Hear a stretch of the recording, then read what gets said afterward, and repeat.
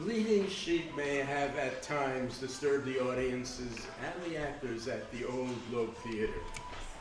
We have no sheep at Concord Avenue, but we do have cell phones. So timing is perfect. So please turn off your cell phones. Good afternoon and welcome to the Francis Adelson Shakespeare Players production here in our spacious new theater at 34 Concord Avenue. In 2001, when she was 91 years old, Francis Adelson, our beloved founder, who shared a birthday with Mr. Shakespeare, began short scenes at readings at HILR called An Hour with William Shakespeare. Now, with resplendent sets and costumes, we are proud to present Much Ado About Nothing, one of Shakespeare's most beloved plays. The plays could well have been named Beatrice and Benedict. It's no wonder, since the interplay between these characters brings us to the front of our seats with the angst and absurdity of what often defines love. What can be more arresting than two lovers who won't quite admit to themselves that they're in love and require a good bit of coaxing? And who better than their friends to stoke the fire? In Much Ado, Shakespeare harkens back to Taming of the Shrew, written some 5 years earlier, where Petruchio tells Kate in no uncertain way, "For I am rough and woo not like a babe." Today we will hear Benedict more slyly offering Beatrice, "Thou and I are too wise to woo peaceably." Since neither can dominate the other, they intimidate one another, unable to express their mutual love that churns within them. And yes, in Much Ado, Shakespeare adds a subplot of two would-be lovers, Claudio and Hero, who must, with help, survive the villain Don John's scheming, undo a mistaken observation, and to top it all off, witness a reincarnation. In our play today, the part of Leonato, Hero's father, will be augmented to include Leonata. And Dogberry, the night constable whose ego is too vast to be contained in one body, becomes two, Dog and Berry. There will be one intermission. Now come join us in this most delightful play.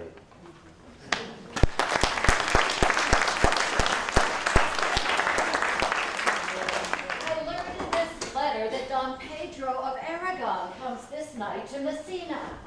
He was but 3 leagues off when I left him. Oh, how many gentlemen has he lost in this action? Few of any sort and none of name. Oh, well, a victory is twice itself when the achiever brings home full numbers. I find here that Don Pedro hath bestowed much honor on a young Florentine called Claudio. Much deserved on his part, and equally remembered by Don Pedro. He hath performed beyond the promise of his age. I pray you, has Signor Montanto returned from the wars or no? I know none of that name, lady. What is he that you ask for, niece? My cousin means Signor Benedict of Padua. Oh, he's returned, and he's as pleasant as he ever was. I pray you, how many hath he killed? For I promise to eat all of his killing. Faith, niece, you tax Signor Benedict too much. But he'll be meet with you, I doubt it not. He hath done good service, lady, in these wars, and a good soldier too, lady. A good soldier to a lady, but what is he to a lord? Lord to a lord, a man to a man, stuffed with all honorable virtue. Indeed, he is a stuffed man. You must not, sir, mistake my niece. There is a kind of merry war betwixt Signor Benedict and her. They never meet, but there's a skirmish of wit between them. Alas, he gets nothing by that. During our last conflict, 4 of his 5 wits went halting off. So now is the whole man governed with one. Now, if he has wit enough to keep himself warm, let him bear it for the difference between himself and his horse. For this all the wealth he has left to be considered an honorable gentleman. But I pray you, who is his companion now? He has every month a new sworn brother. I see the gentleman is not in your books, lady. If he were, I would burn my study. But I pray you, who is his companion now? Is there no young squarer that will take a voyage with him to the devil? Well, he is most in the company of the noble Lord Claudio. Oh, he will hang upon him like a disease. He's sooner caught than the pestilence. And the user runs presently mad. Oh, God, help the noble Claudio. Don Pedro is approached. Good Signor Leonardo, you have come to meet your trouble. The fashion of the world is to avoid course, and you encounter it. Never came trouble to our house in the likeness of your grace. You embrace your charge too willingly. I think this is your daughter. Her mother hath many times told me so. Were you in doubt, sir, that you asked her? Senor Benedict, no. I wonder that you will still be talking, Signor Benedict. Nobody marks you. Why, my dear Lady Disdain, are you yet living? It's possible Disdain should die while it has such meat food to feed it as Signor Benedict. Courtesy itself would turn into disdain if you came in her presence. Then is courtesy a turncoat. But it is certain I am loved of all ladies. Only you excepted. And I would I could find in my heart that I had not a hard heart. For truly, I love none. A dear happiness to women. Otherwise, they would be troubled by a most pernicious suitor. I thank God and my cold blood. I'm of your humor for that. For I would rather hear my dog bark at a crow than a man who loves me. God keep your ladyship still in that mind. So some gentleman or other shall scape a predestinate scratched face. Scratching could not make it worse, and is such a face as yours is. I would my horse had the speed of your tongue. But keep your voice. In God's name, I have done. You always end with a jade's trick. I know you of old. Signor Claudio and Signor Benedict, my dear friend Leonardo hath invited you all. I tell him we shall stay here at the least a month. Let me bid you welcome, my lord. Being reconciled to the prince, your brother, we owe you all. Thank you. I am not of many words, but thank you. Please, at your grace, lead on. Your hand, Leonardo, we will go together.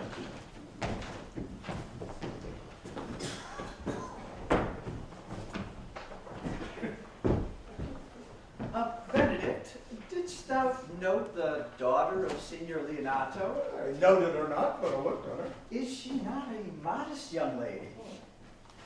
Do you question me for my simple true judgment?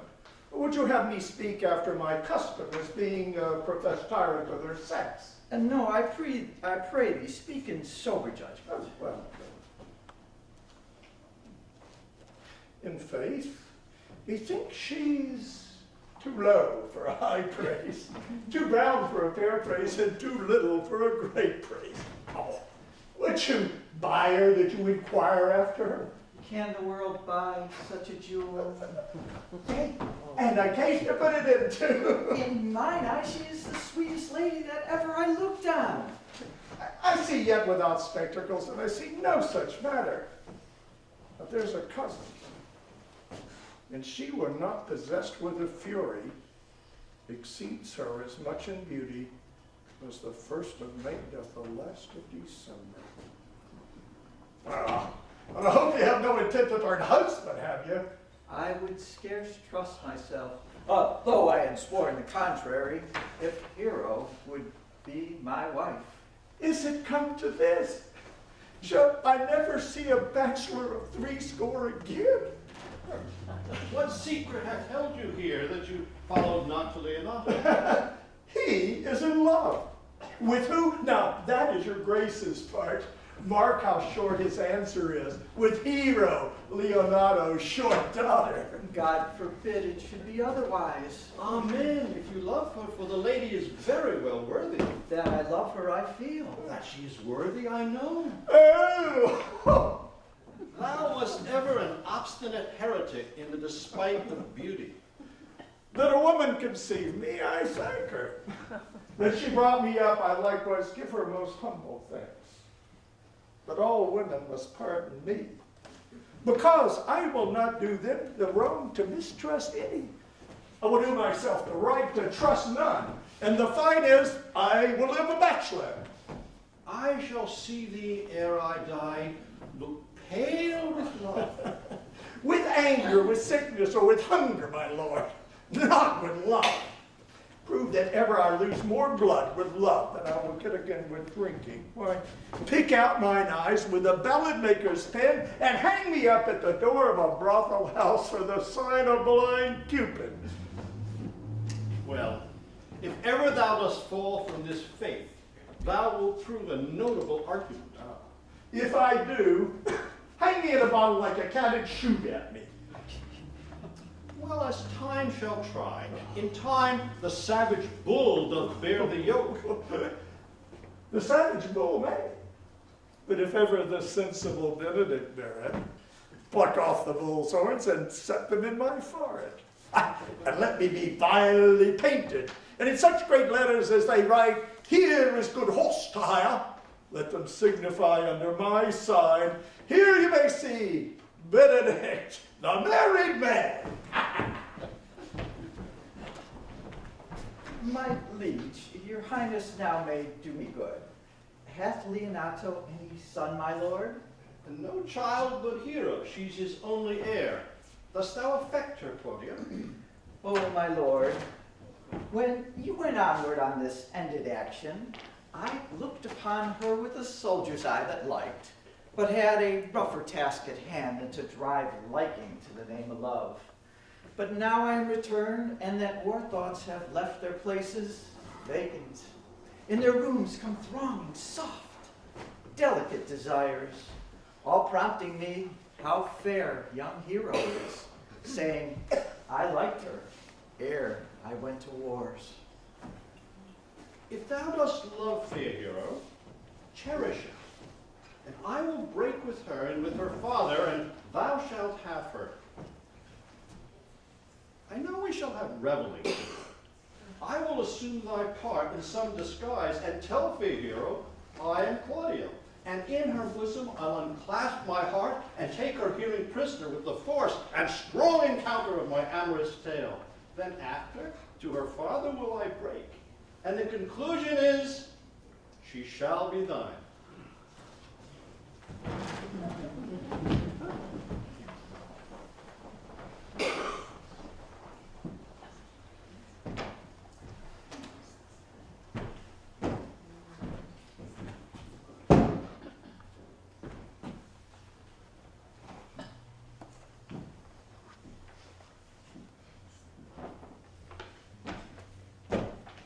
It's a good year, my lord. Why are you thus out of measure sad? I cannot hide what I am. I must be sad when I have cause, and smile at no man in his jests. Laugh when I am merry, and claw no man in his humor. Yea, but you must not make the full show of this till you may do it without controlment. You have of late stood out against your brother, and he hath ta'en you newly into his grace. I had rather be a canker in a hedge than a rose in his grace.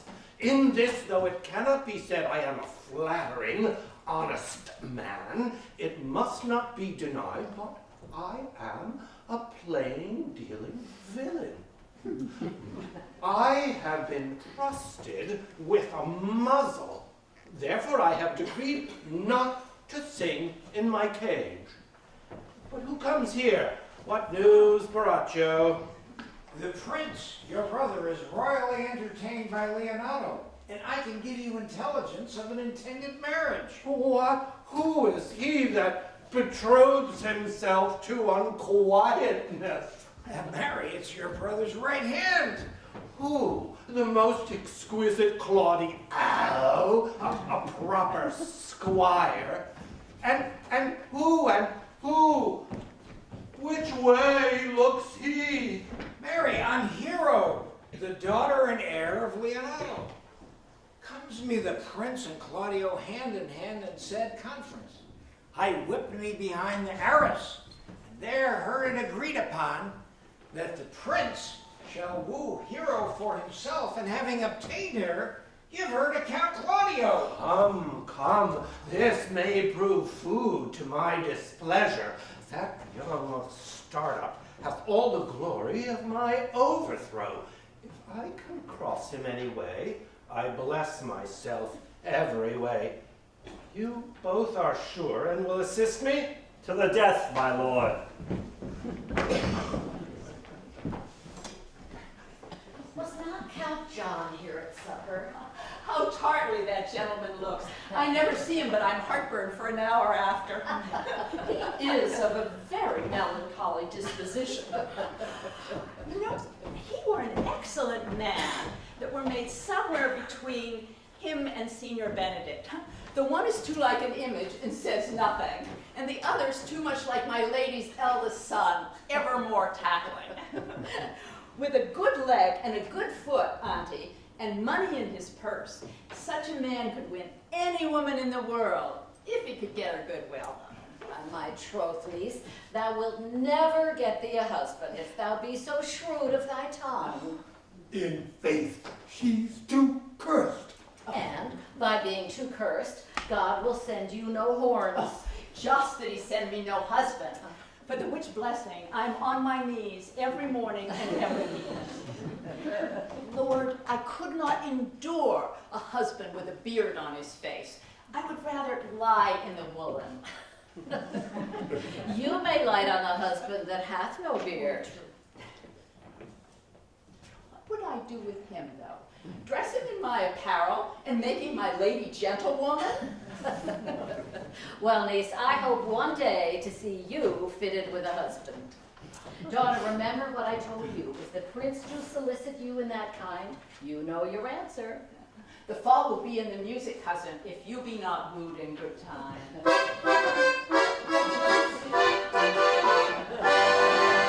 The revelers are entering, brother. Make good room.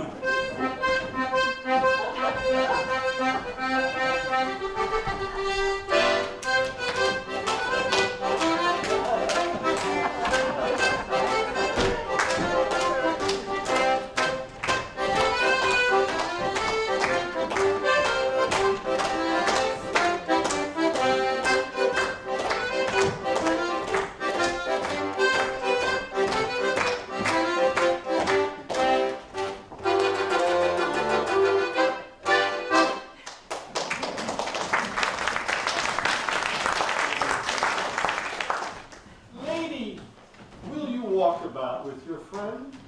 Oh, so you walk softly and look sweetly? I'm yours for the walk. Speak low, if you speak low. I know you well enough. You are Senor Antonio. Not a word. I am not. I know you by the waggle of your head. To tell you truth, I counterfeit him. Oh, you could never do him so ill well, unless you were the very man. Will you not tell me who told you so?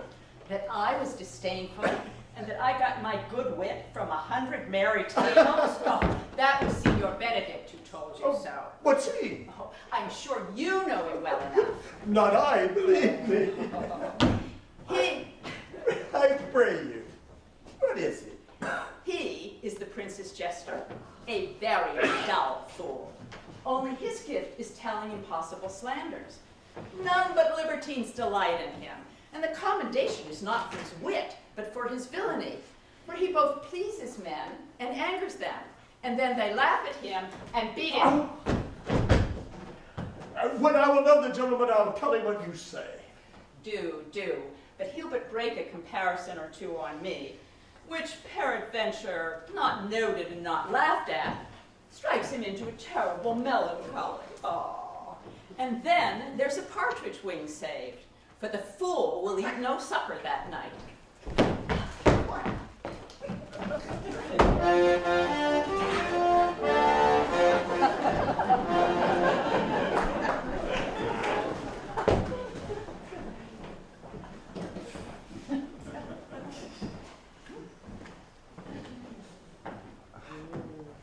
are not you Signor Benedict? You know me well, I am he. Signor, you are very near my brother in his love. He is enamored on Hero. I pray you, dissuade him from her. She is no equal for his birth. How know you that he loves her? I heard him swear his affection. So did I too. He swore he would marry her this very night. Come, let us to the banquet.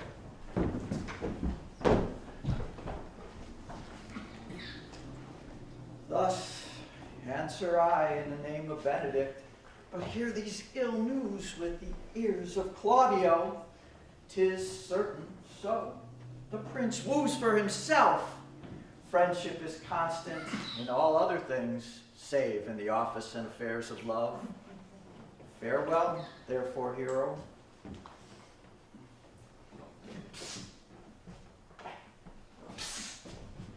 Oh, come, will you go with me? Whither? Why, about your own business, Connie, for the prince has got your hero. I wish him joy of her. But did you think the prince would have served you thus? I pray you, leave me. Now you strike like the blind man. 'Twas the boy that stole her meat, and you'll be proposed. If it will not be, I'll leave you. Alas, poor herd fowl. Now will he creep into sedges? But that the Lady Beatrice should know me and not know me.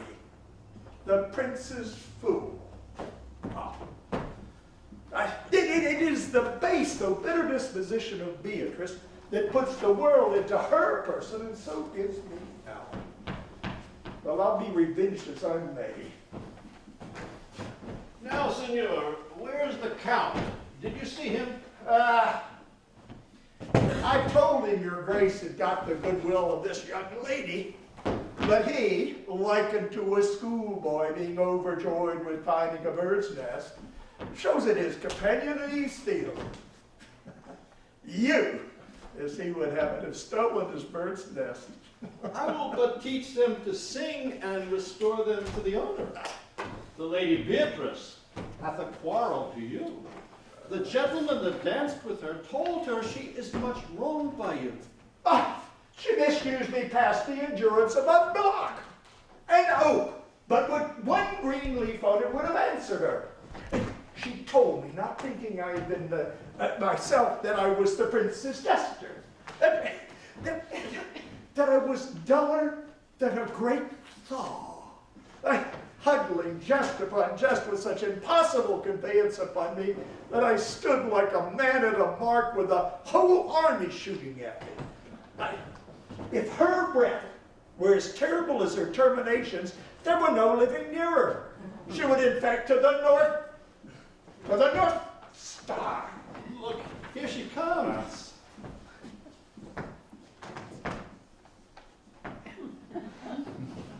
Will your grace command me any service to the world's end? I will go on the slightest errand now to the antipodes that you can devise to send me on. I will fetch you a toothpicker from the furthest inch of Asia. Fetch you a hair off the great Tom's beard.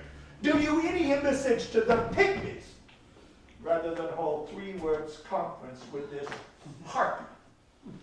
Oh, God, sir, here is a dish I love not. I cannot endure my lady tongue. Come, lady, come. You have lost the heart of Senor Benedict. Indeed, he lent it me a while, and I made good use of him. A double heart for his single one. Marry, once before he won it of me with false dice. So your grace may well say, I have lost it.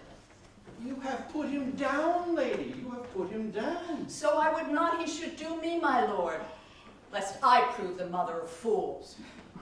But I have brought Count Claudio, whom you sent me to seek. Why, how now, Count? Wherefore are you sad? Not sad, my lord. How then, sick? Neither, my lord. Oh, the count is neither sad nor sick, nor merry nor well, but civil count. Civil as an orange, and somewhat of that jealous complexion.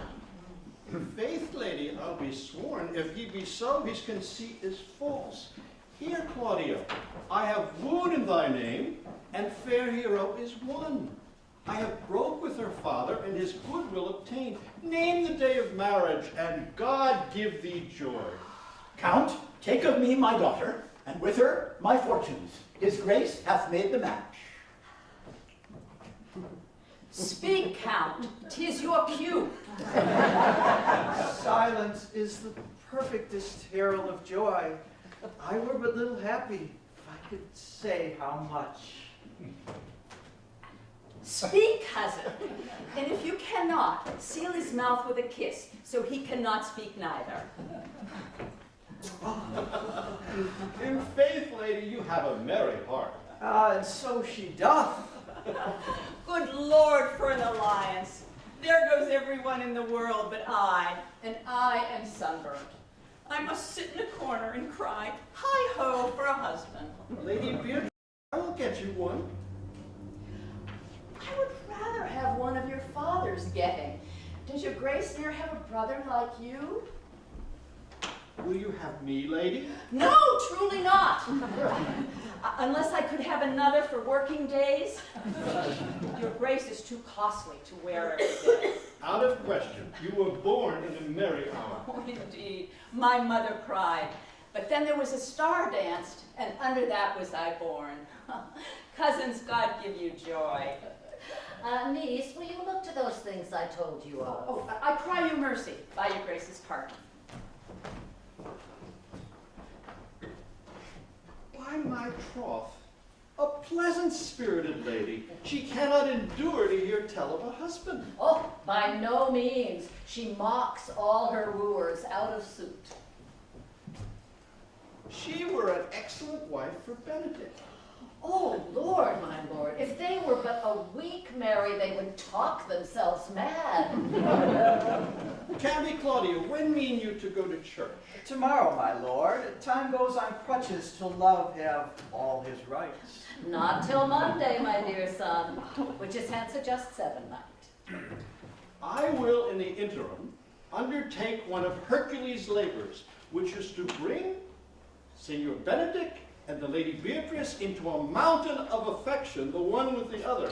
I would fain have it a match, and I doubt not but to fashion it, if you four would administer such assistance as I shall give you direction. Ah, my lord, I am for you, though it may cost me 10 nights' watchings. And I, my lord. And you too, gentle hero? I will do any modest office, my lord, to help my cousin to a good husband. And Benedict is not the unhopefullest husband that I know. I will teach you how to humor your cousin, that she shall fall in love with Benedict. And I, with your help, will so practice on Benedict that he shall fall in love with Beatrice. If we can do this, Cupid's glory shall be ours, for we are the only love gods. Go in with me, and I will tell you my drift. It is so. The Count Claudio shall marry the daughter of Leonato. Yea, my lord, but I can cross it. Show Not me. honestly, my lord, but so covertly that no dishonesty shall appear in me. Briefly, how? I think I told your lordship a year since how much I am in the favor of Margaret, the Lady Hero's gentlewoman, the waiting gentlewoman of Hero. I can, at any unseasonable hour of the night, appoint her to appear at her lady's chamber window. Go you to the prince your brother. Spare not to tell him that he hath wronged his honor in marrying the renowned Claudio to a contaminated, stale, such a one as Hero. What proof shall I make of that? Proof enough to misuse the prince. to vex Claudio, to undo Hero and kill Leonato. Go then. Tell them that you know that Hero loves me. They will scarcely believe this without trial. Offer them instances, which shall bear no less likelihood than to see me at her chamber window. Hear me call Margaret Hero. Hear Margaret term me by my name. And bring them to see this the very night before the intended wedding. Be thou cunning in the working this, and thy fee is 1,000 ducats. Be you constant in the accusation, and my cunning shall not shame me. I will presently go learn their day of marriage.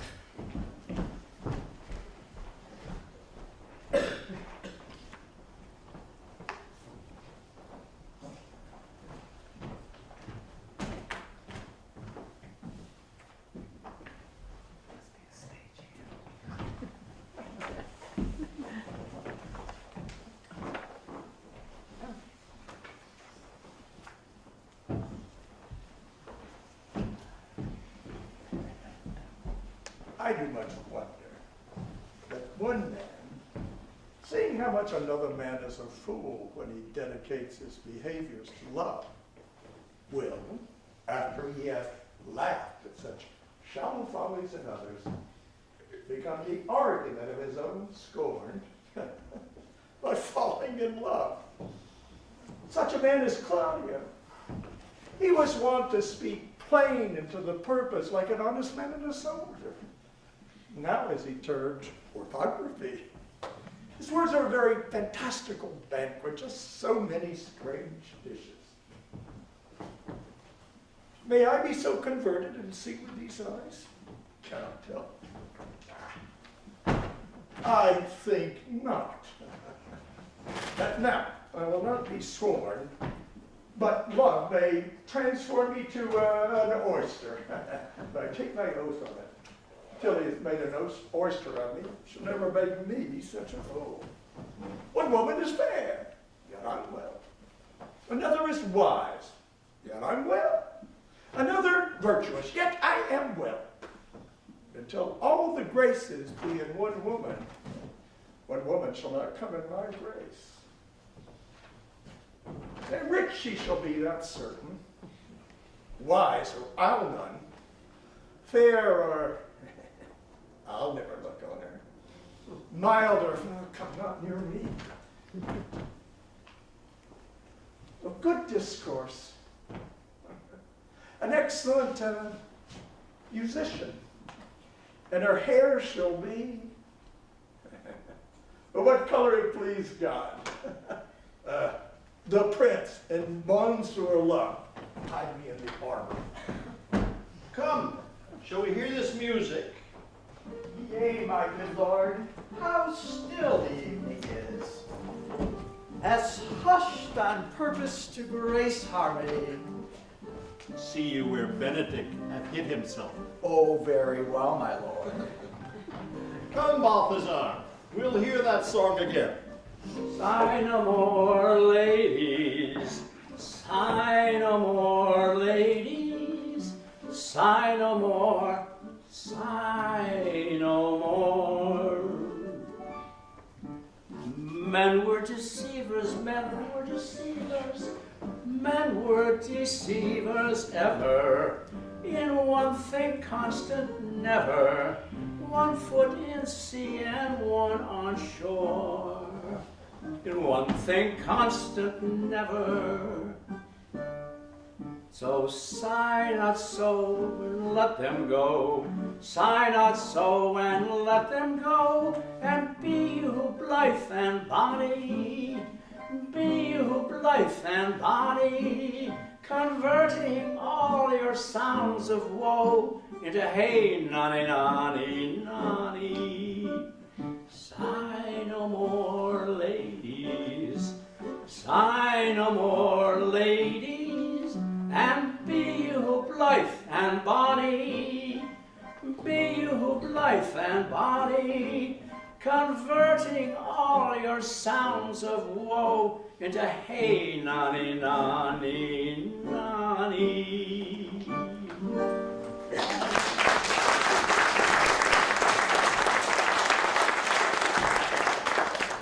My troth, a good song.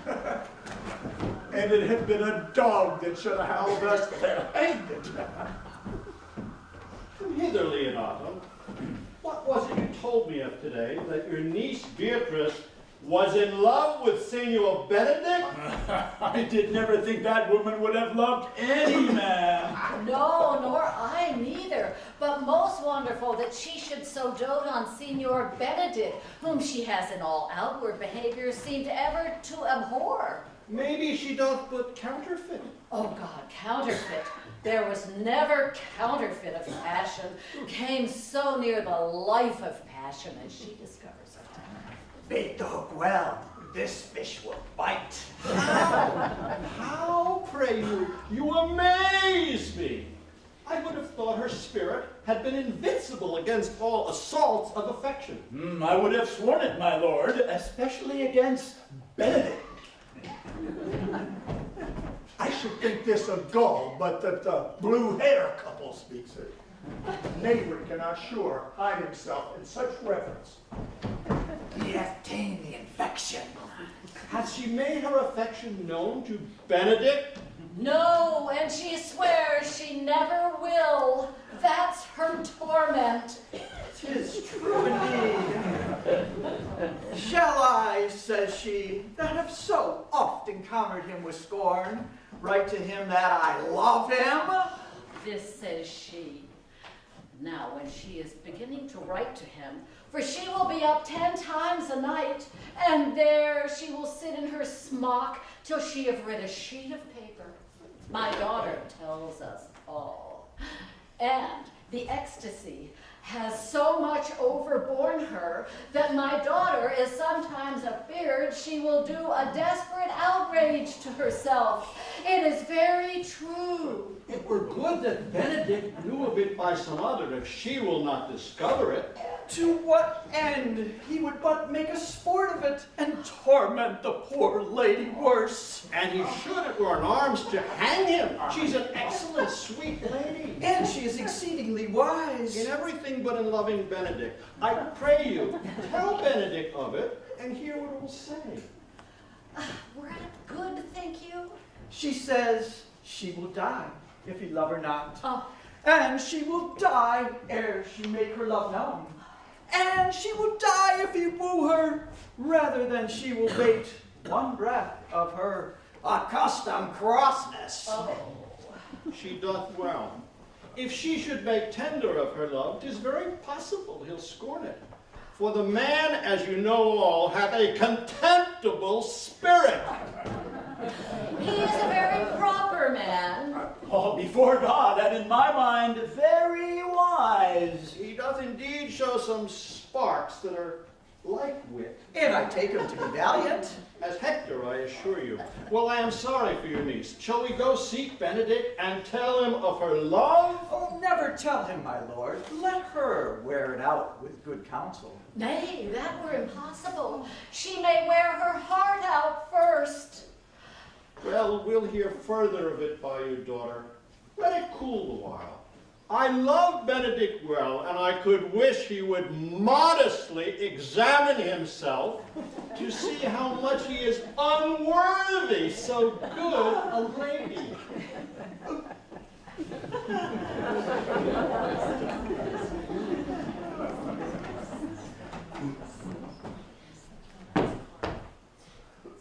This could be no trick.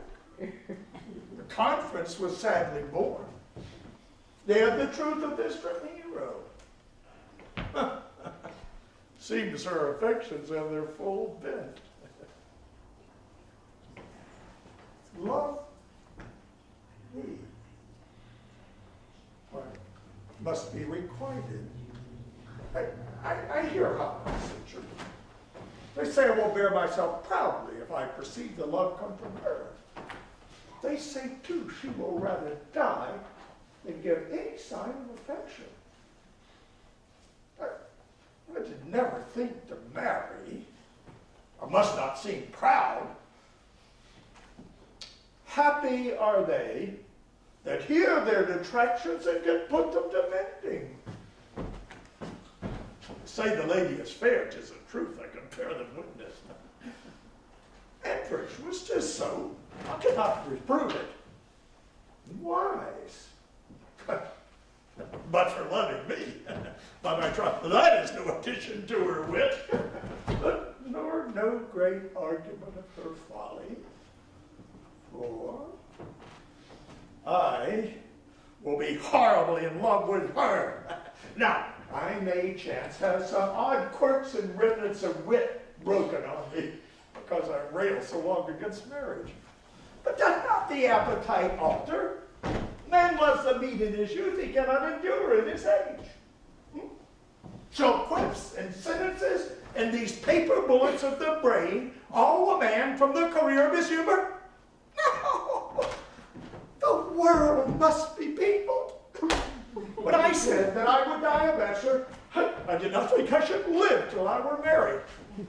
And here comes Beatrice, and by this day she's a fair lady. Against my will, I'm sent to bid you come in to dinner. Fair Beatrice, I thank you for your pains. I took no more pains for those thanks than you take pains to thank me. If it had been painful, I would not have come. Farewell.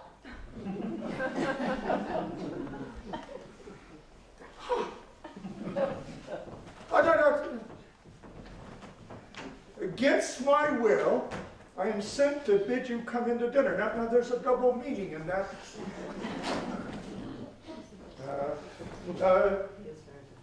I took no more pains for those thanks than you took pains to thank me.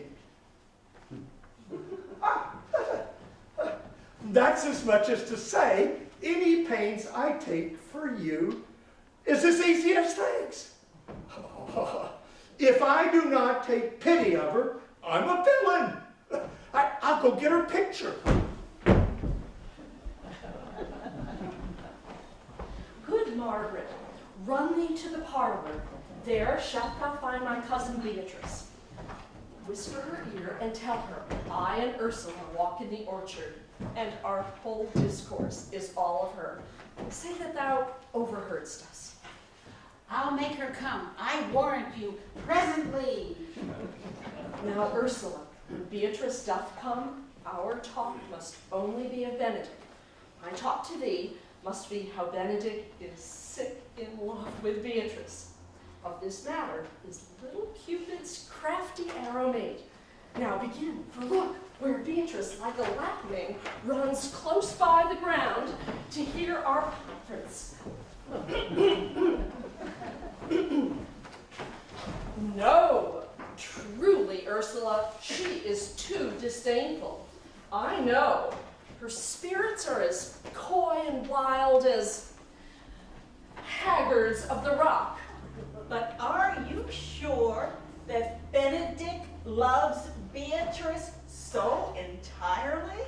So says the prince, and my new troth lord. And did they bid you tell her of it, madam? They did entreat me to acquaint her of it, but I persuaded them, if they loved Benedick, to wish him wrestle with affection, and never to let Beatrice know of it.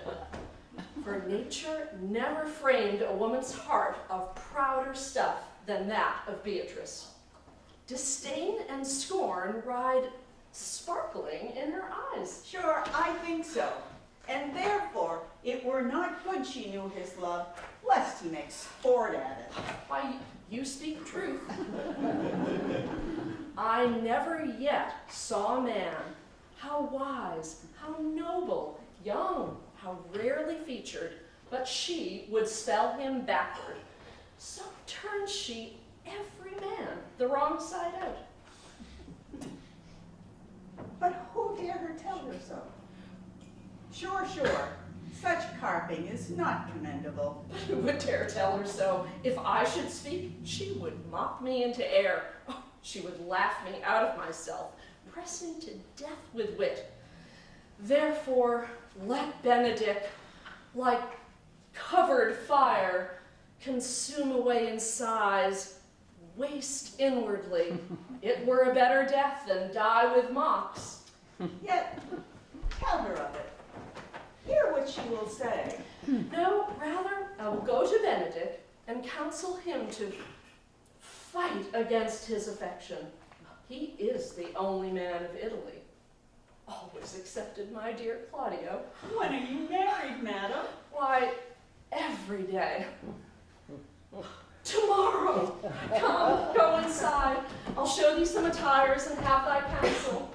She's lined, I warrant you. We have caught her, madam. Some Cupid kills with arrows, some with traps. What fires in mine ears? Can this be true? Stand I condemned for pride and scorn so much? Well, contempt farewell, and maiden pride adieu. No glory lies behind the back of such. Oh, and Benedict, love on. I will requite thee, taming my wild heart to thy loving hand. And if thou dost love, my kindness shall incite thee to tie our love up in a holy band. For others say thou dost deserve, and I believe it better than reportingly.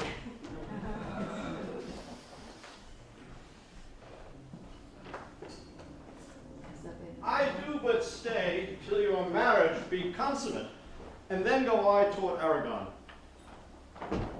I'll bring you thither, my lord, if you'll vouchsafe me. Nay, that would be as great a soil in the new gloss of your marriage as to show a child his new coat, and then forbid him to wear it. I will only be bold with Benedict for his company, for from the crown of his head to the sole of his foot, he is all mirth.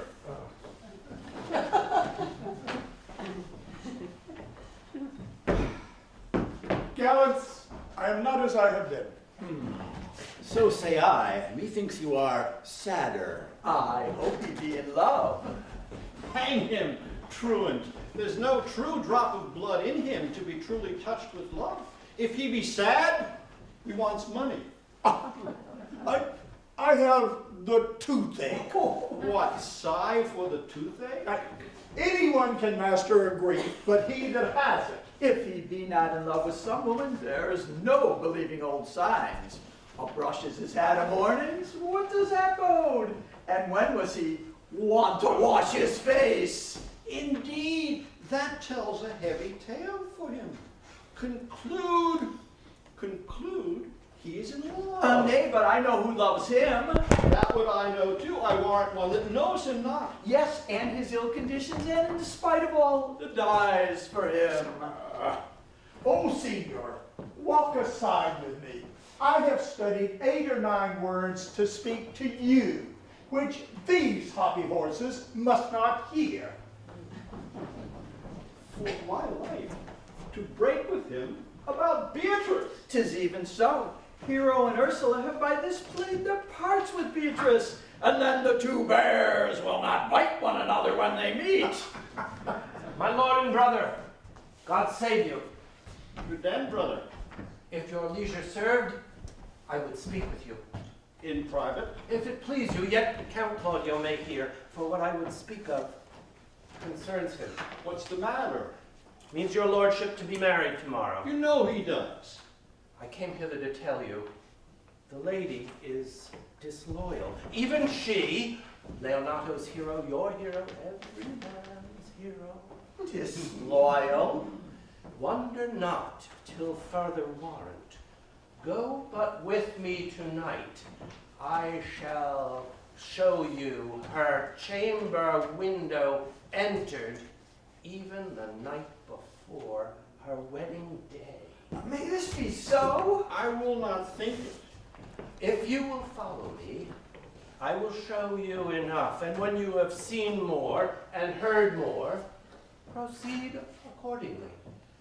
If I see anything tonight, why I should not marry her.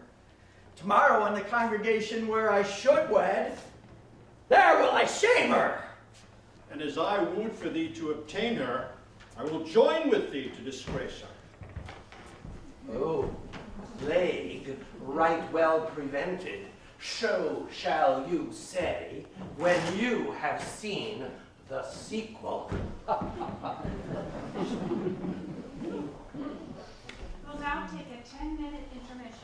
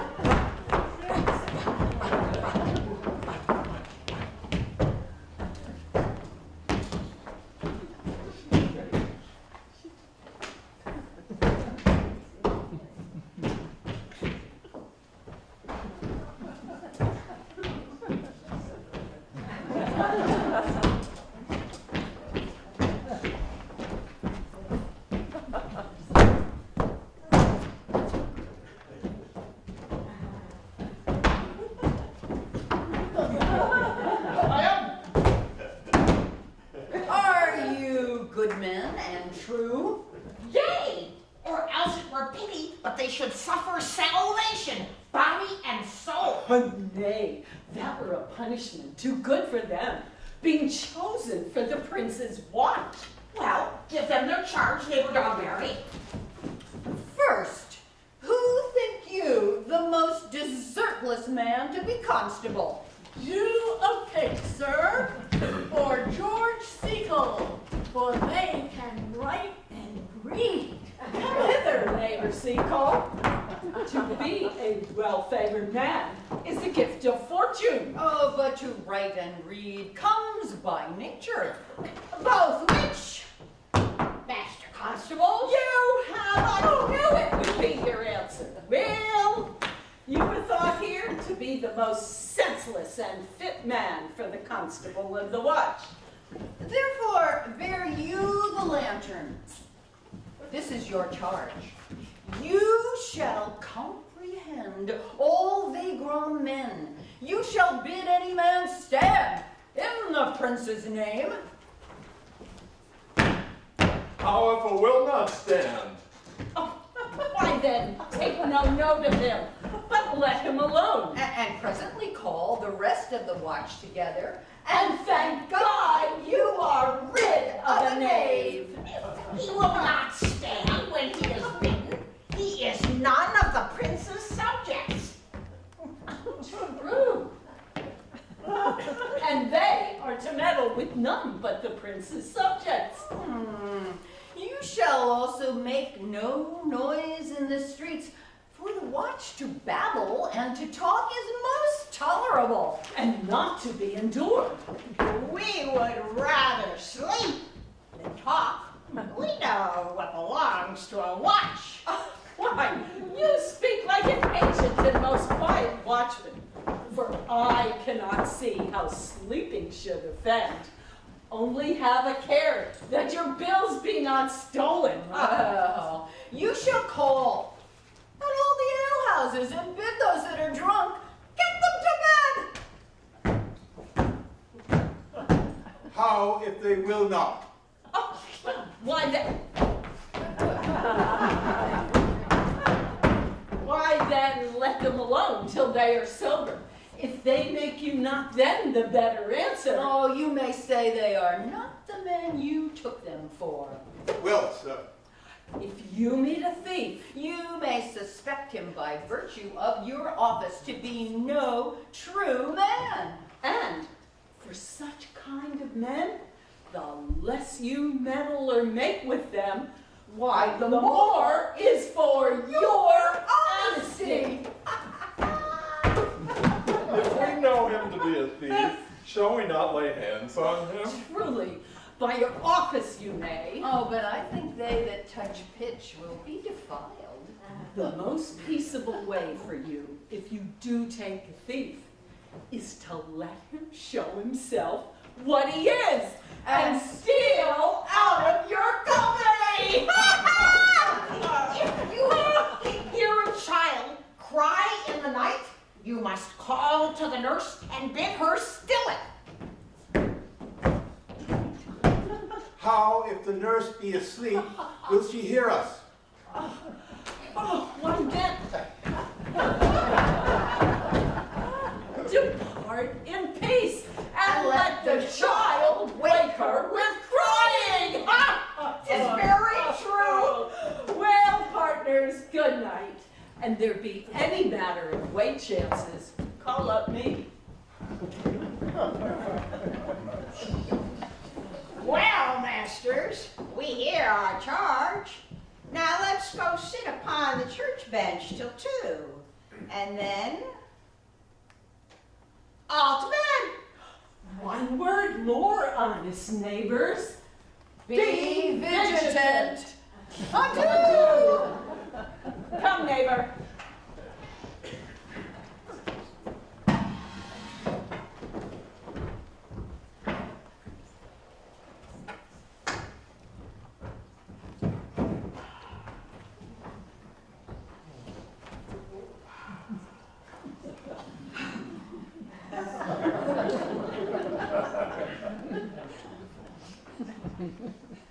What, comrade?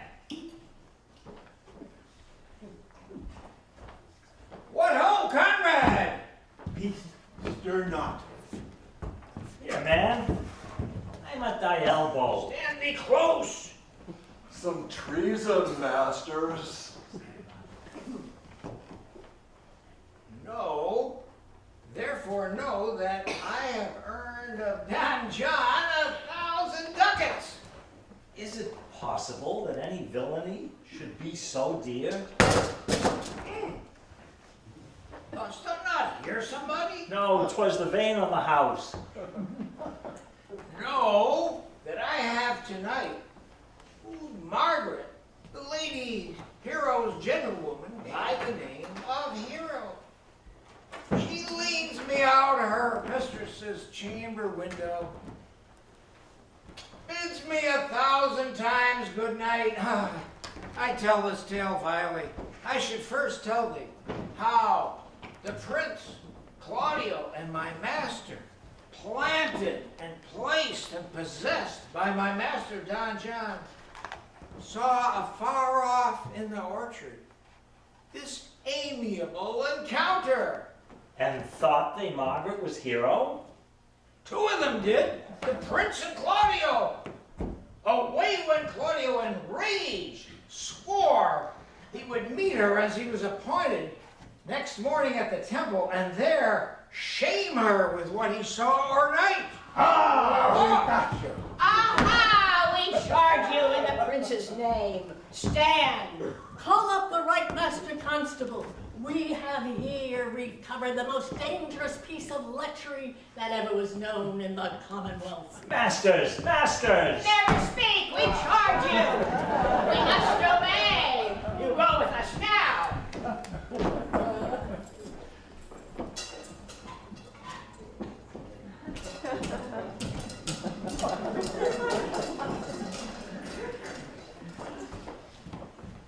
Good Ursula, wake my cousin Beatrice and desire her to rise. I will, lady. And bid her come hither. Your gowns are most rare fashion. In faith, I saw the Duchess of Milan's gown that they praise so. Oh, that exceeds, they say. No, by my troth, 'tis but a nightgown in respect of yours. Yours is worth 10 on it. God give me joy to wear it, for my heart is exceeding heavy. 'Twill be heavier soon by the weight of a man. Fie upon thee! Art not ashamed? Of what, lady? of speaking honorably. Is there any harm in the heavier for a husband? None, I think, be it the right husband and the right wife. As my Lady Beatrice else, here she comes. Good morrow, coz. Oh, good morrow, sweet hero. Why, how now? Do you speak in the sick tune? Oh, I am out of all other tune, methinks. But 'tis almost 5 o'clock. 'Tis time you were ready. Oh, by my troth, I am exceedingly ill. Oh. These gloves the Count sent me bear an excellent perfume. I can't smell, I'm stuffed. A maid and stuffed. There's goodly catching your By my troth, I am sick. Get you some of this distilled Cardius Benedictus and lay it to your heart. Benedictus? Why Benedictus? You have some moral in this Benedictus? Moral? Why, my troth, I have no moral meaning. You may perchance think that I think you are in love. Nay, by Our Lady, I am not such a fool as to think what I cannot think, if I would think my heart out of thinking. Yet, Benedict was just such another. And now has he become a man. He swore he'd never marry. And now, in despite of his heart, he eats his meat without grudging. And how you may be converted, I know not. But methinks you look with your eyes as other women do. What a pace thy tongue keeps. Not a false gallop. Madam, withdraw.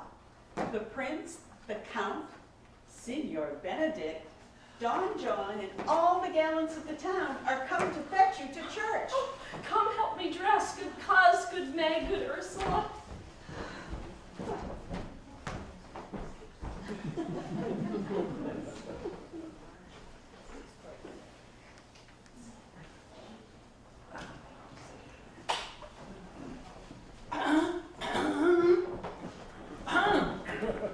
What would you with me, honest neighbor? Oh, marry, son, I would have some confidence with you that discerns you nearly. Oh, brief, I pray you, for you see it is a busy time with me. Oh, marry, this it is, sir. Yes, in truth it is, sir. Well, what is it, my good friend? Goodman Verges, sir, speaks a little off the matter. An old man, sir. Whose wits are not so blunt as, God help, I would desire they were. But in faith honest as the skin between his brows. Yes, I thank God I am as honest as any man living. That is an old man and no honester than I. Oh, comparisons are odorous. Palabras, neighbor Verges.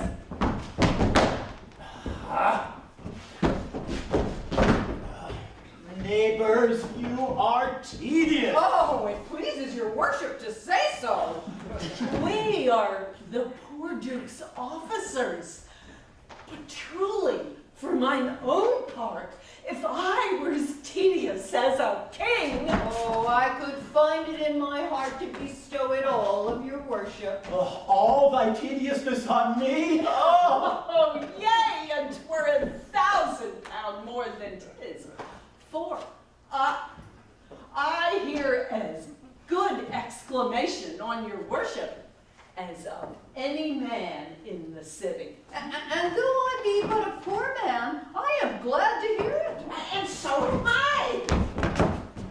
I would fain know what you have to say. Marry, sir, our watch tonight, accepting your worship's presence, had ta'en a couple of as errant knaves as any in Messina. Good old man, sir. no, he will be talking. As they say, when the age is in, the wit is out. Well, God help us. It is a world to see. Well said, and fake neighbor Burgess. Well, God's a good man. And two men ride of a horse, one must ride behind. But God is to be worshipped. All men are not alike. Alas, good neighbor. I must leave you. Oh, one word, sir. Our watch, sir, have comprehended two auspicious persons. And we would have them this morning examined before your worship. Well, take their examination yourself and bring it me. I am now in great haste as it may appear unto you. Fare you well. My lord, they stay for you to bring your daughter to her husband. Oh, I'll wait upon them. I am ready. Go, good partner. Go, get you to Francis Seacole. Bid him bring his pen and inkhorn to the jail. We are now to examination these men. We must do it wisely. Oh, we will spare for no wit, I warrant you. Oh, get the learned writer to set down our excommunication And meet me at the jail.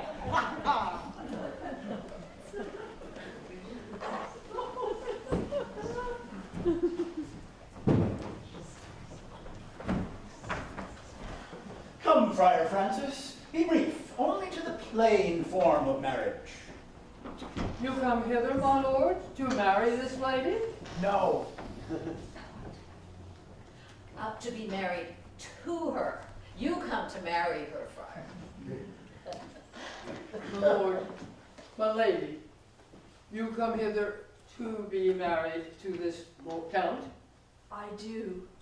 If either of you know any inward impediment why you may not be lawfully conjoined, I charge you on your soul to utter it. Know you any, Count? I dare make his answer, none. Oh, what men dare do, what men may do, what men daily do, not knowing what they do. Stand thee by, friar. Father, by your leave, will you with free and unconstrained soul give me this maid, your daughter? As freely, son, as God did give her me. There, Leonardo, take her back again. Give not this rotten orange to your friend. Would you not swear, all you that see her, that she were made by these exterior shows, but she is none? She knows the heat of a luxurious bed. Her blush is guiltiness, not modesty. What do you mean, my lord? Not to knit my soul to an approved wanton. You seem to me as Diane in her orb, as chaste as is the bud ere it be blown. But in your blood you are more intemperate than Venus, or those pampered animals that rage in savage sensuality. Sweet prince, why speak not you? What should I speak? I stand dishonored that have gone about to link my dear friend to a common stale. Are these words spoken, or do I but dream? Madam, they are spoken, and these things are true. Let me but move one question to your daughter. What man was he talk with you yesternight out of your window betwixt 12 and 1? Now, if you are a maid, answer to this.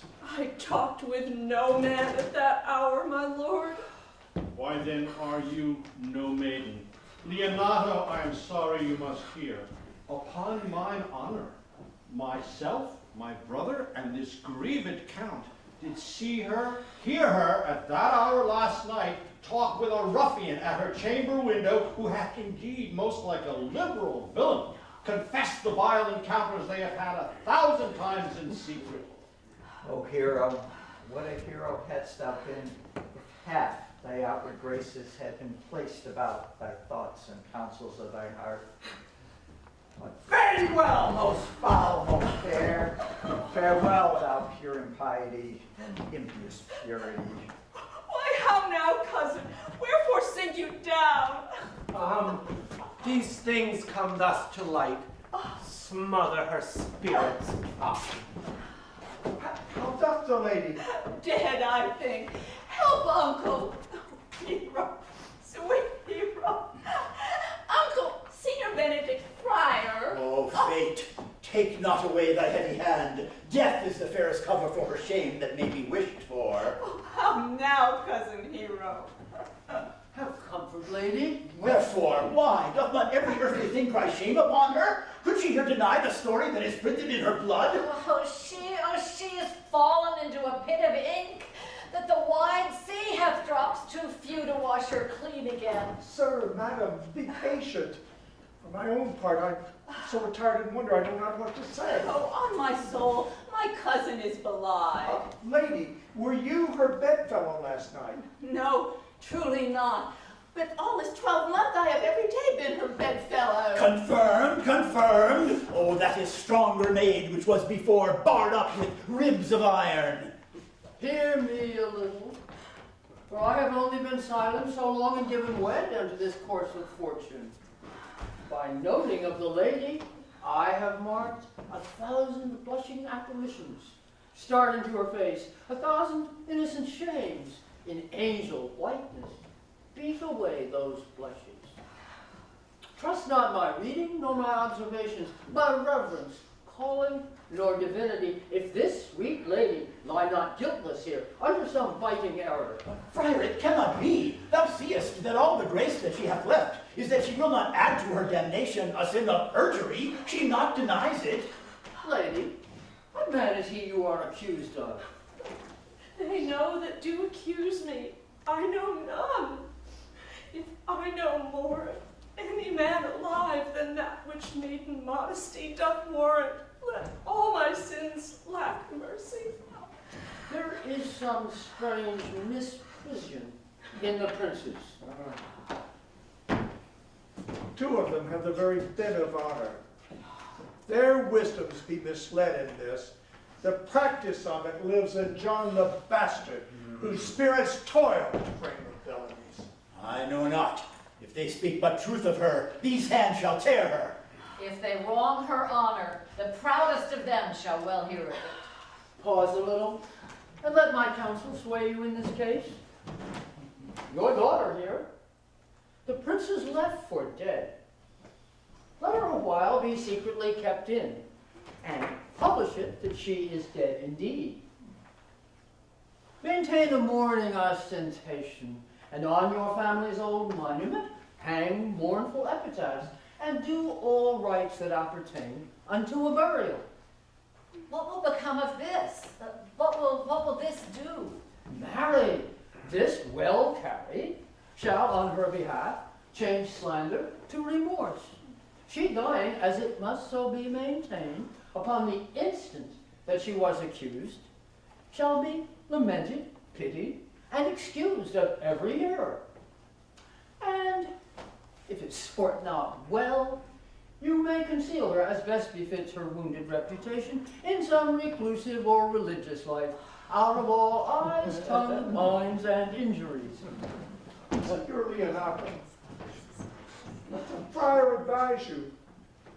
Being that I flow in grief, the smallest twine may lead me. 'Tis well consented. Presently away. For to strange swords, strangely they strain the cure. Come, lady, die to live. This wedding day perhaps is but prolonged. Have patience and endure.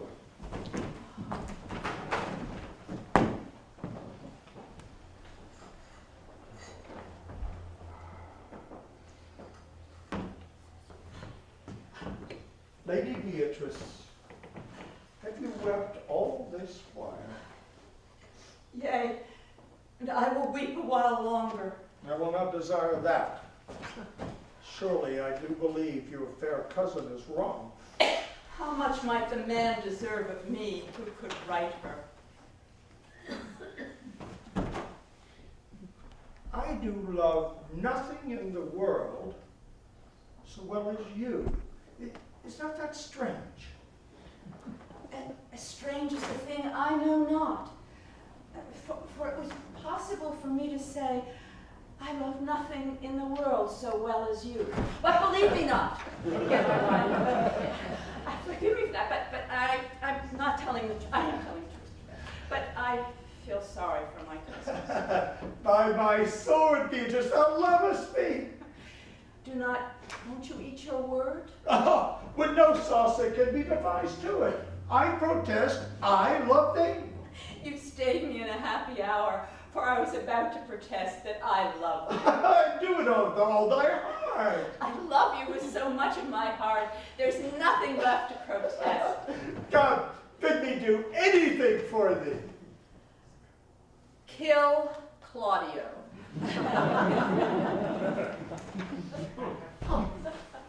Not for the wide world. You kill me to deny me. Tarry, good Beatrice. Well, I am gone, though I am here. There is no love in you. Let me go. Oh, Beatrice. In faith, I will go. Is Claudio thine enemy? Is he not approved in the height a villain that has slandered, scorned, and dishonored my kinswoman?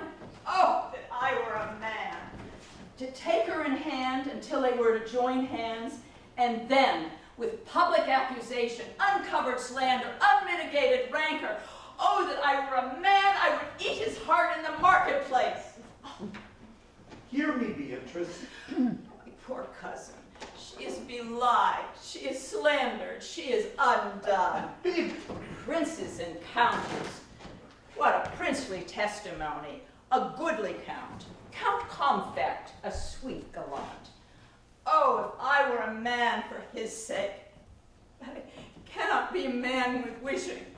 Therefore I will die a woman with grieving. Tarry, good Beatrice. By this hand, I love thee. Think you in your soul the Count Claudio hath wronged Hero? As sure as I have a thought or a soul. Enough. Enough. I am engaged. I will challenge him. By this hand, Claudio shall render me a dear account. As you hear of me, so think of me. Go, comfort your cousin. I must say she is dead. And so, farewell.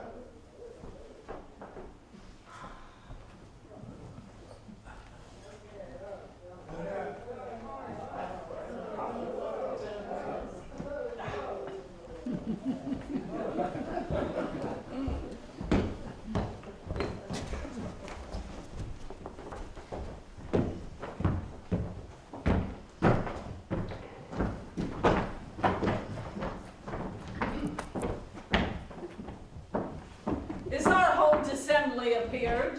Oh, a stool and a cushion for the sexton. Which be the malefactors? Oh, Mary, that am I and my partner. But which are the offenders that are to be examined? Let them come before Master Constable. Yea, Mary, let them come before me. What is your name, friend? Baraccio. Pray, write down Baraccio. Yours, Sirrah. I am a gentleman, sir. My name is Conrad. Oh, write down. Master Gentleman, Conrad. Masters, do you serve God? Yes, sir, we hope. Write down that they hope they serve God. Oh, and write God first. For God defend, but God should go before such villains. Masters, it is proved already that you are little better than false knaves. How answer you for yourselves? Marry, sir, I say we are none. A marvelous witty fellow, I assure you, but I will go about with him. Come you hither, Sirrah, a word in your ear. Sir, I say to you, it is thought you are false knaves. Sir, I say to you, we are none. Oh, well, stand aside. For God, they are both in a tale. Have you writ down that they are none. Master Constable, you go not the way to examine, you must call forth the watch that are their accusers. Yea, marry, that's the eftest way. Let the watch come forth. Masters, I charge you, in the prince's name, accuse these men.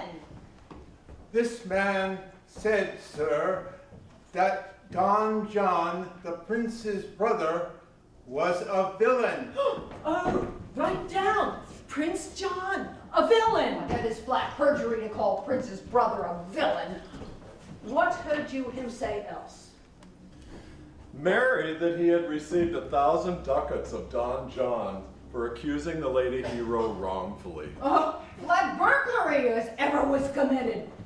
And that Count Claudio did mean, in his words, to disgrace Hero before the whole assembly and not marry her. Oh, villain, thou wilt be condemned into everlasting redemption for this. And this, masters, is more than you can deny. Prince John is this morning secretly stolen away. Hero was in this manner accused, in this very manner refused, and upon the grief of this suddenly died. Master Constable, let these men be bound and brought to Leonato. Oh, come, let them be opinioned. Off, coxcomb.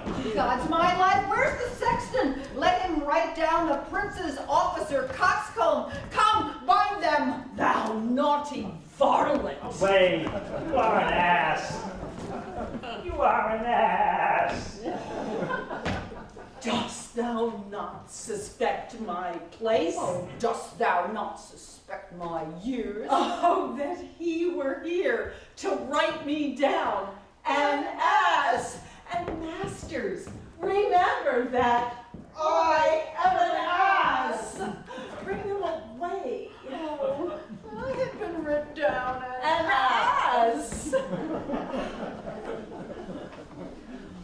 If you go on thus, you will kill yourself. I pray thee, cease thy counsel, which falls into mine ears as profitless as water in a sieve. I pray thee, peace, for there was never yet philosopher that could endure the toothache patiently, however they have writ the style of God. Yet bend not all the harm upon yourself, make those who do you harm suffer too. Well, now there thou speakest reason. Nay, I will do so. My soul doth tell me Hero is belied, and that shall Claudio know, and so shall the prince. Here comes the prince and Claudio hastily. Good end, good end.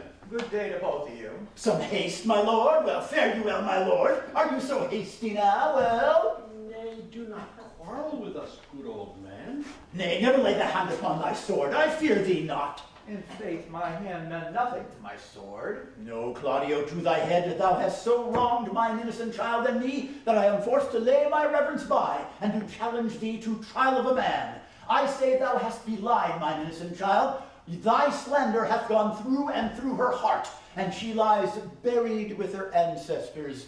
Oh, in a tomb where never scandal slept, save this of hers, framed by thy villainy. My villainy? Thine, Claudio, thine, I say. You say not right, old man. On my lord, I'll prove it on his body if he dare. Away, I will not have to do with you. Come, 'tis no matter. Come with me, and we will live to another day. Gentlemen, both, we will not sway your patience. My heart is sorry for your daughter's death. But on my honor, she was charged with nothing but what was true and very full of proof. My lord, my lord! I will not hear you. No? Come, brother, away. I will be heard.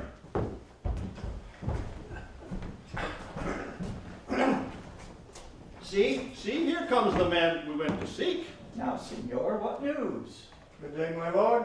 Welcome, senor. You are almost come to part, almost a fray. We'd like to have had our two noses snapped off with two old men without teeth. In a false quarrel, there's no true valor. I came to seek you both.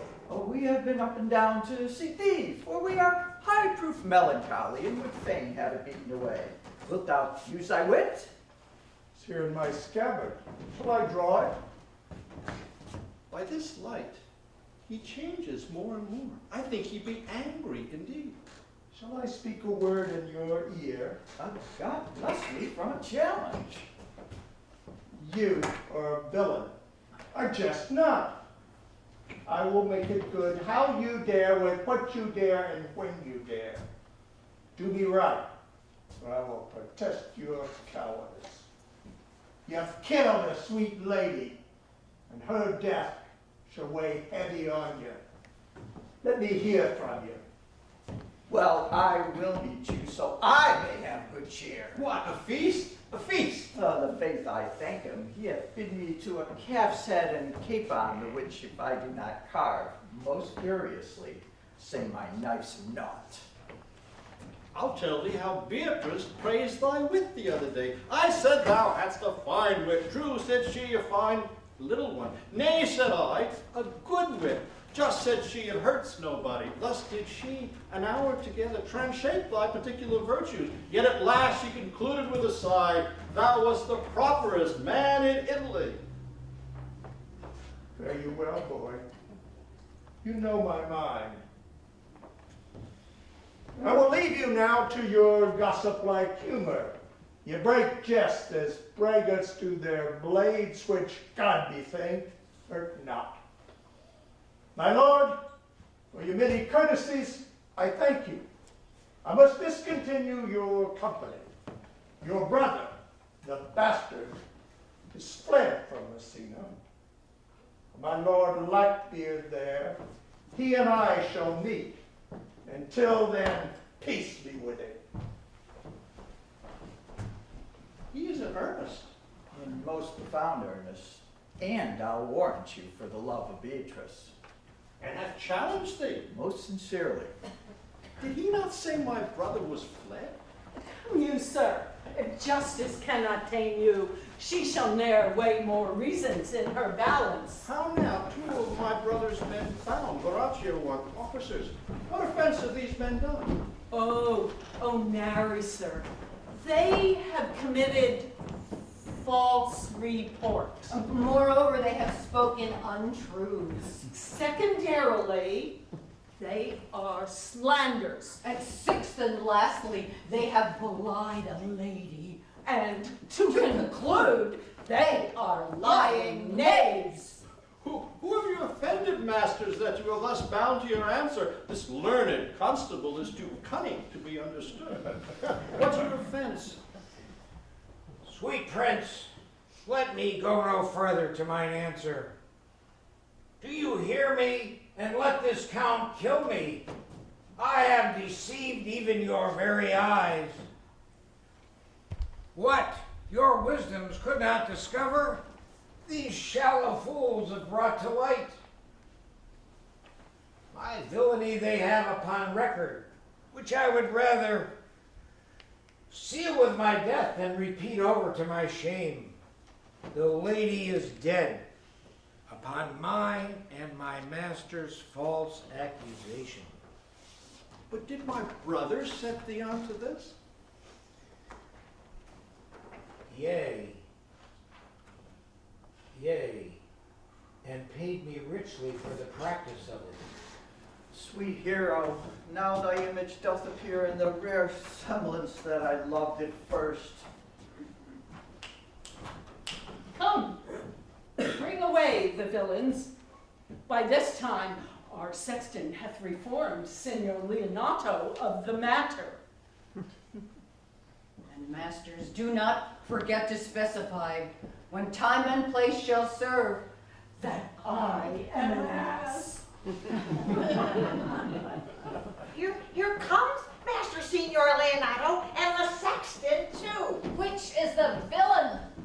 Let me see his eyes. Are you the slave that with thy breath has killed mine innocent child? Yea, even I alone.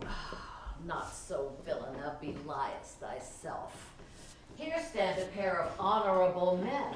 A third has fled that had a hand in it. I thank you, princes, for my daughter's death.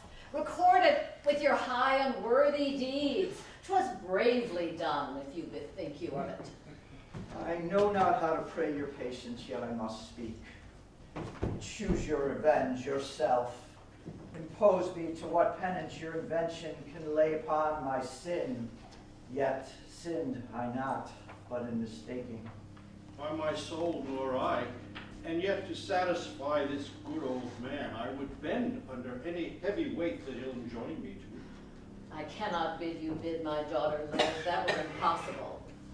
But I pray you both, possess the people in Messina here, how innocent she died. Hang her an epitaph upon her tomb and sing it to her bones. Sing it tonight. Tomorrow morning, come you to my house. And since you could not be my son-in-law, be yet my nephew. My brother hath a daughter, almost the copy of my child that's dead.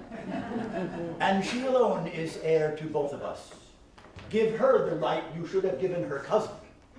And so dies my revenge. Oh, noble sir, your overkindness doth bring tears for me. I do embrace your offer. Tomorrow I will expect your coming. Tonight I take my leave.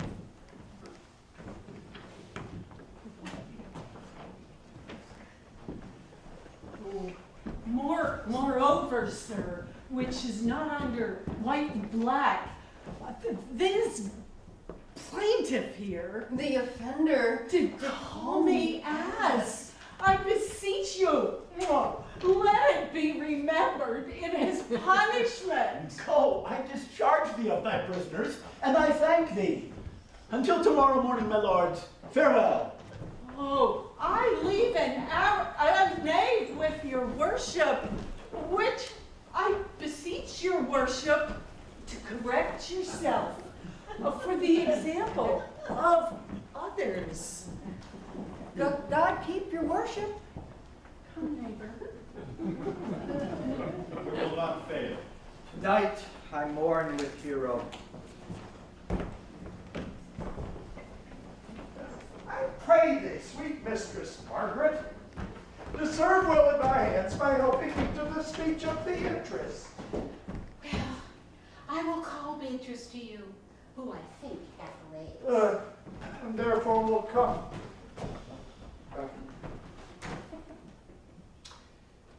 The God of love that sits above and knows me.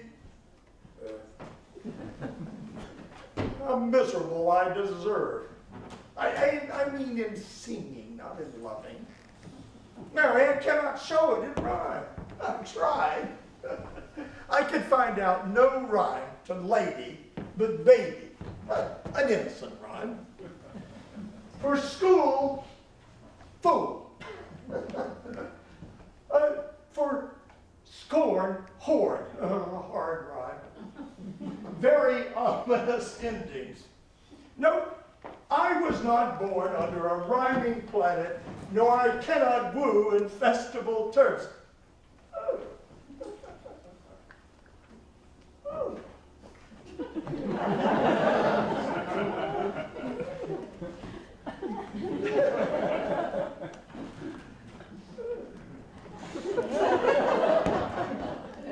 Sweet Beatrice, wouldst thou come when I call thee? Yea, and depart when you bid me. Oh, stay but till then. Well, then is spoken. Fare thee well.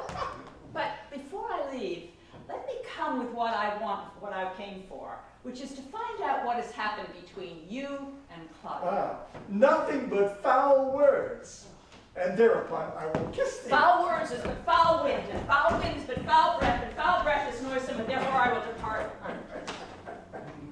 Thou hast frightened the word out of his right sense, so forcible is thy wit. But I must tell thee plainly, Claudio undergoes my challenge, and either I must shortly hear from him, or I will subscribe him a coward. And now, I pray thee, tell me, for which of my bad parts did thou first fall in love with?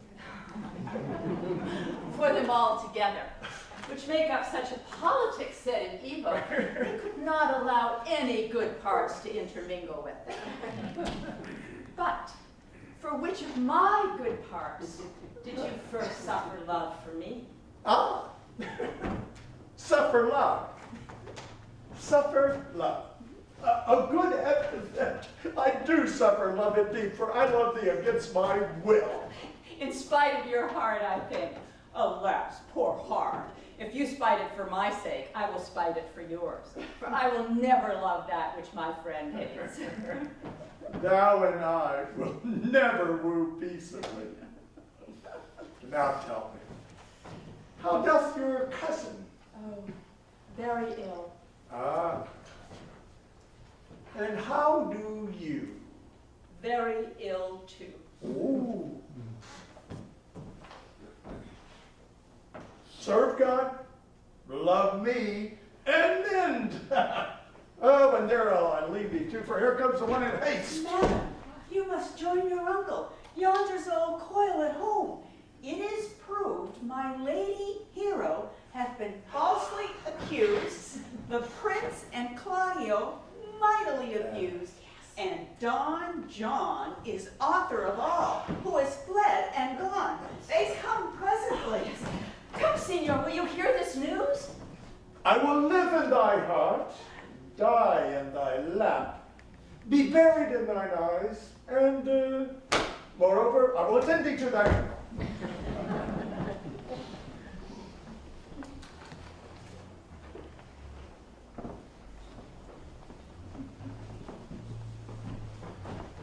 Did I not tell you she was innocent?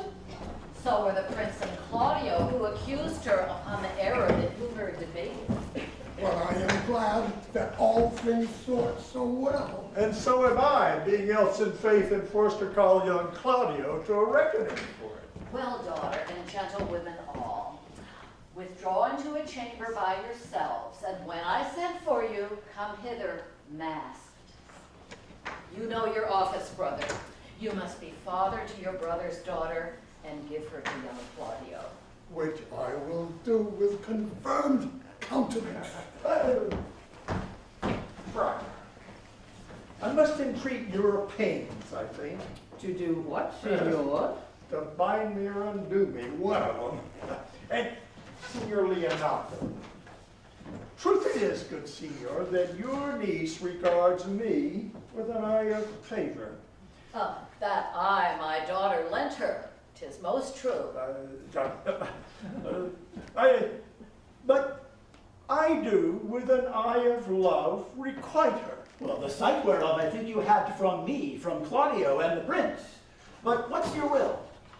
Your answer, sir, is enigmatical. But for my will is that your goodwill may stand with ours this day, to be conjoined in the state of honorable marriage, for which, good friar, shall desire your help. My heart is with your liking. And my help. Here come the prince and Claudio. Good morrow to this fair assembly. Good morrow, Prince. Good morrow, Claudio. We here attend you. Are you yet determined today to marry with my brother's daughter? I'll hold my mind were she in Ethiopia. Call her forth, brother. Here's the friar writ. Good morrow, Benedict. Why, what's the matter that you have such a February face, so full of frost and storm and cloudiness? I think he thinks upon the savage bull. Bull Joe, sir, had an amiable low, and some such strange bull leaped your father's cow, and got a calf in that same noble feat, much like to you, for you have just his bleat. For this I owe you. Here comes other reckonings, which is the lady I must seize upon.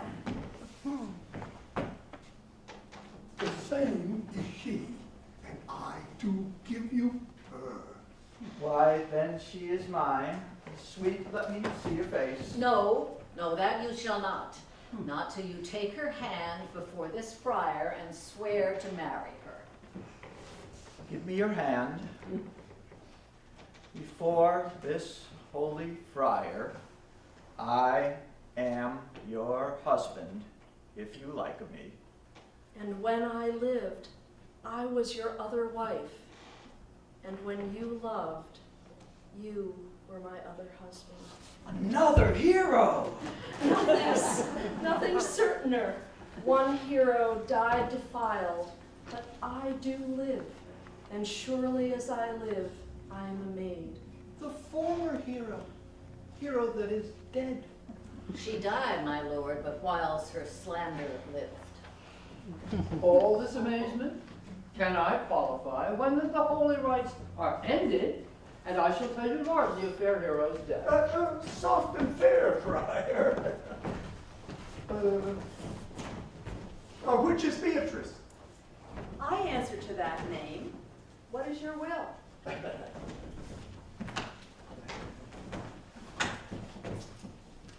Do not you love me? Why, no.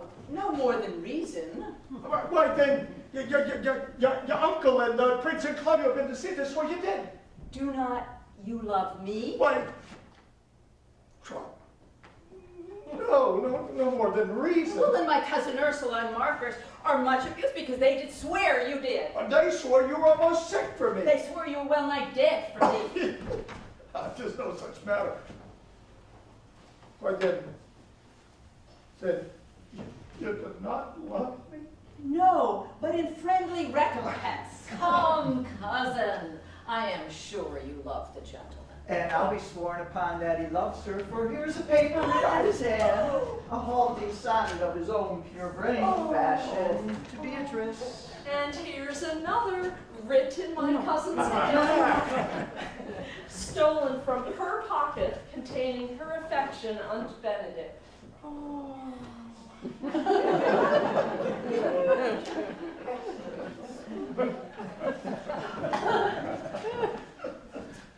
Here's our own hands against our hearts.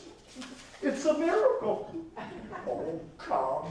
I will have it. By this light, I take thee for pity. I will not deny you, but by this good day, I yield to great persuasion, and partially to save your life, for I was told you were in a consumption. Come, I will stop your mouth.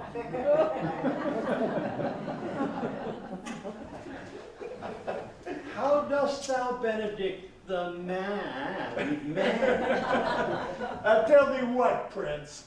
A college of witcrackers cannot flout me out of my humor.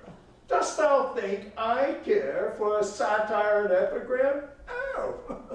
If a man will be beaten with brains, I shall wear nothing handsome about him. In brief, since I do purpose to marry, I will think nothing to any purpose that the world can say against it.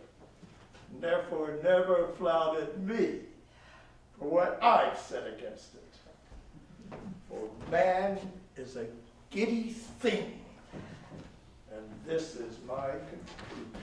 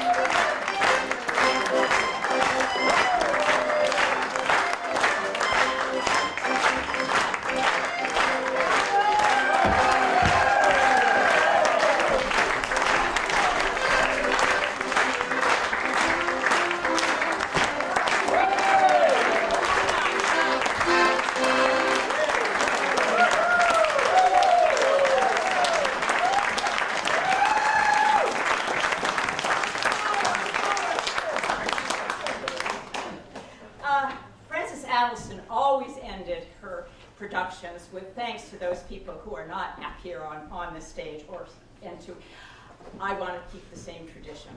So first of all, to Paul Pemsler, who's been a provocateur and our greeter of all things Shakespeare and an actor since he worked with Francis Addison many years ago.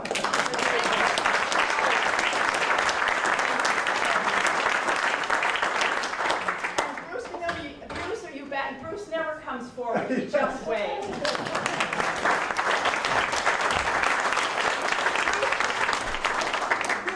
The prompter, which is sitting right here. And you cannot imagine how it feels when you see your prompt lines and your lines rolling right there in front of you. I'm nominating him for sainthood. And Richard Berger. I wanted this wonderful person. When Bill and I knew we wanted to play a part in this, we said, we need another director. So we went out and we reached out to Richard Berger, which was such a smart thing to do, and he said yes. So he brings his terrific acting talent, his ability to develop characters, and just to be a wonderful helper and director with us, and we loved having you. So thank you.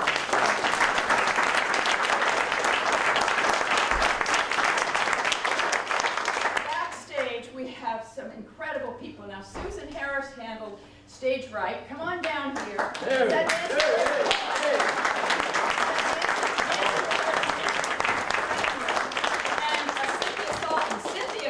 Behind that curtain. Yes.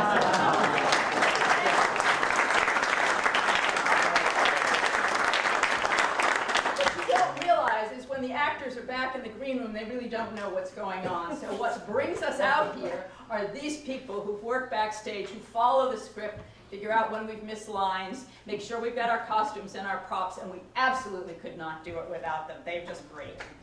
Is Ann Warner? I can't. Ann, come up here.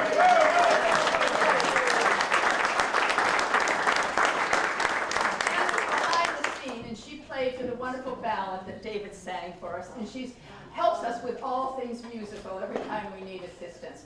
And Kent you back here?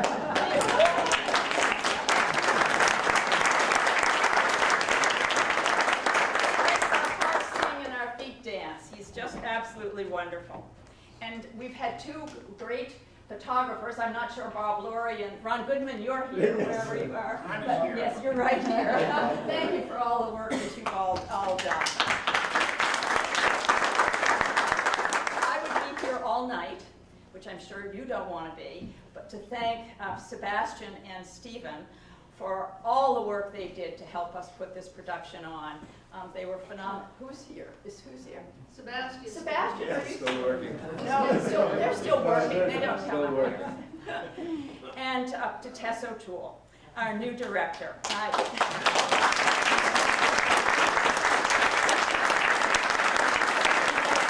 When Hunt Lambert, introduced me, he looked at me and he said, he gave me a little wink. He said, "You're going to have a lot of fun." And it was proof that he was right. We have to talk about the very first days that Tess arrived here. She has the whole cafe is covered with canvas and paint cans and people painting day after day, which I'm not quite sure anybody warned you was about to happen. But nobody could have been more supportive of us and talking about Much Ado and publicizing it and helping us in every way. And we love having you as our new director, so thank you very much.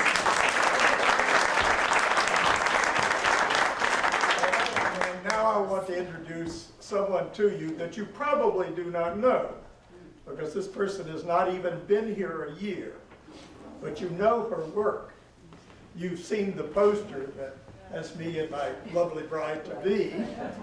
You've seen other online work that she's done. You see her work in the display of paintings downstairs, but you don't know Barbara Landy. Oh, bravo.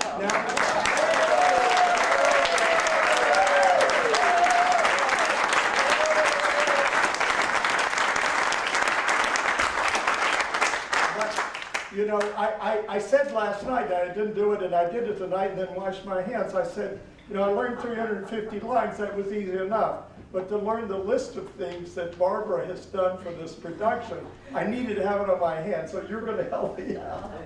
She did the fantastic masks you saw earlier. She did the playbill. She has videotaped our rehearsal, so as Bobby Bird said, we see ourselves as others see us. It's pleasant. She's videotaping here. This will be in the next few days up on YouTube. And she's making a documentary of the production of Much Ado at HILR, which you will be forced to see, of course. And have I left out anything other than that? Oh, yes! Yes, yes, I should get that.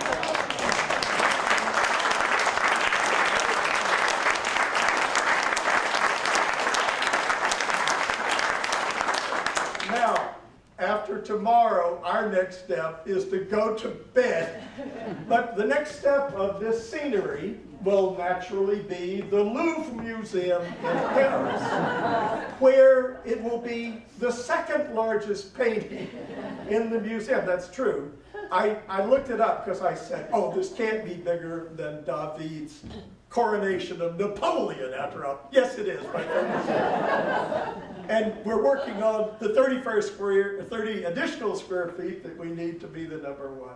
Barbara, thank you so much. No one is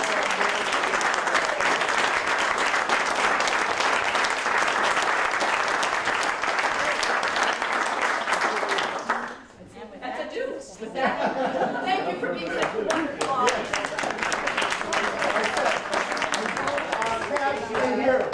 Stay here, we're having a fun. Okay, Paul, you have to stay there. We're taking a Thank you very much. Thank you so much. That was the real point. How you going to do it? So you're going to direct it.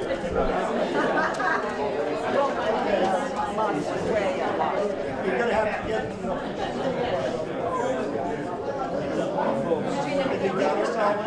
Squeeze in. Barbara, squeeze in. Squeeze in. Take a lot of something. No, can't do it. Fromage. It's all right.